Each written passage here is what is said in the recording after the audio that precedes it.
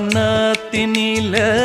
பேடக்குயில் கூவையில உன்னுடைய வேதனைய நான் அறிஞ்சேன்.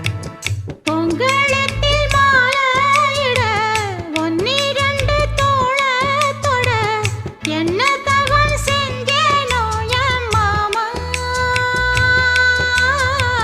வண்ணக்கிளி கையத்தொட சின்ன சின்ன கோலமிட உள்ளம் மட்டும் வழியே நானே உள்ளம் மட்டும் வழியே நான்